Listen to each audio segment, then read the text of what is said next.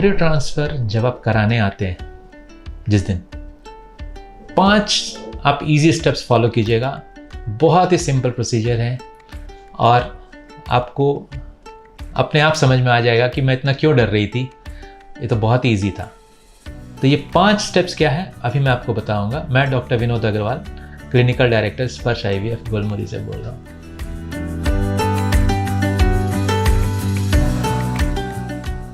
पहला चीज़, टाइम का मेंटेन करना। आपको जो टाइम दिया गया है उस टाइम पे ज़रूर रिपोर्ट कीजिए क्लिनिक में। यूजुअली पेशेंट्स को क्या रहता है, मेरा ट्रांसफ़र तो 11 बजे है, मेरे को 9 बजे बुलाए हैं, 9:30 बजे भी जाएंगे तो चलेगा, 10 बजे भी पहुंचेंगे तो चलेगा।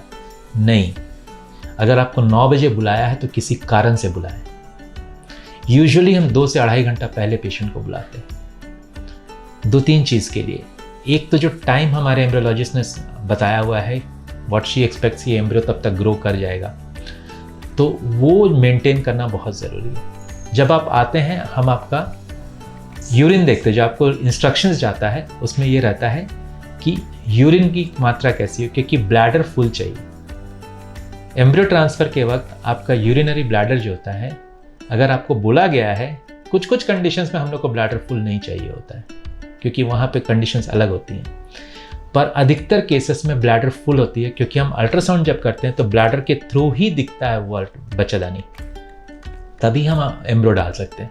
तो अगर आप सपोज आए, आपको बोला गया था कि आप 8 बजे के बाद यूरिन मत कीजिएगा, लेकिन ठीक है, किसी को बहुत ज़ोर से यूरिन लग गया 1 घंटा में तो पास कर लीजिए, लेकिन 9 बजे के बाद नहीं करना है।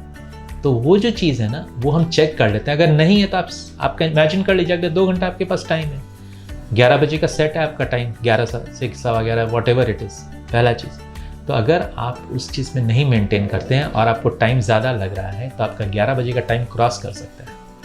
तो टाइम मेंटेन करना बहुत ज़रूरी है, पहला चीज़। दूसरा चीज़, क्लिनिक में घुसते ही आपको कोई नहीं बोलेगा चलिए आपका ब्लैडर टेस्ट करते हैं, अल्ट्रासाउंड। आपको बैठाएंगे आराम से, काम डाउन, क्योंकि हम लोग को मालूम है anxiety level is very high. Relax, थोड़ा आराम से बैठिए।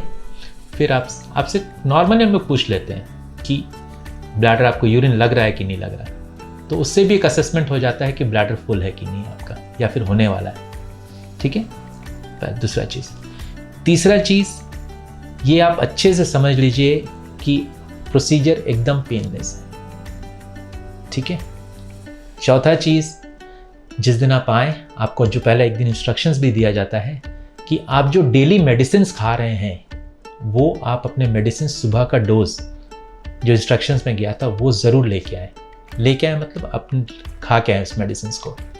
साथ में कुछ मेडिसिन आपको ये भी बोला जाता है कहीं कहीं कि मेडिसिन लेके आइएगा, क्योंकि आप 3-4 घंटे बाद घर जा सकेंगे या 2 घंटे बाद। तो 2 घंटे बाद हो सकता है आपका दोपहर का डोज आ रहा हो, तो वो आप यहाँ पे ले सकते हैं आराम से। लाइट स्नैक्स अपने साथ लेके आइए। कभी कभी डिले हुआ, आपका ब्लैडर फुल नहीं हो रहा है या एम्ब्रियो एक्सपेक्टेड ग्रोथ नहीं पहुंचा, हम थोड़ा सा, एम्ब्रियोलॉजिस्ट ने बोला कि और थोड़ा सा वेट करते हैं, तो वेट करते हैं तो इसमें टाइम ज़्यादा हो जाता है, हो सकता है आपको भूख लग जाए। तो वो चीज़ आपको बहुत इंपॉर्टेंट है कि आप हल्का अपने लिए स्नैक्स लेके आएँ, होम कुक्ड। 5वां चीज़,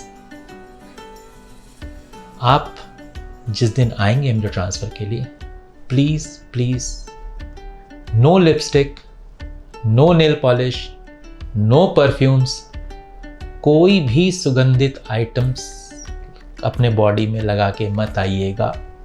कम से कम ज्वेलरी और वॉट एवर इट इज़ पहन के आइए, बिकॉज परफ्यूम्स, लिपस्टिक्स, पाउडर्स या आप जो भी मेकअप के सामान हैं, इनमें वोलेटाइल सब्सटेंसेस रहती हैं जो उस चीज़ में एयर में घुल जाती है, और जब एयर में घुल जाती है ना, तो लैब और आपका एम्ब्रियो ट्रांसफ़र का रूम एकदम अगल बगल होता है। तो एयर में घुला हुआ लैब का जो सामान, आपका जो परफ्यूम का जो मॉलिक्यूल्स है ना, वो आपको एयर के मॉलिक्यूल्स में मिक्स हो जाएंगी और it can harm your embryos.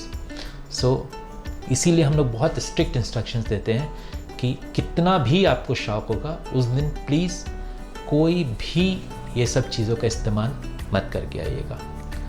Procedure हो जाने के बाद 2 से 3 घंटा आप रेस्ट कीजिए हमारे यहाँ सेंटर पे, and then you are free to go home.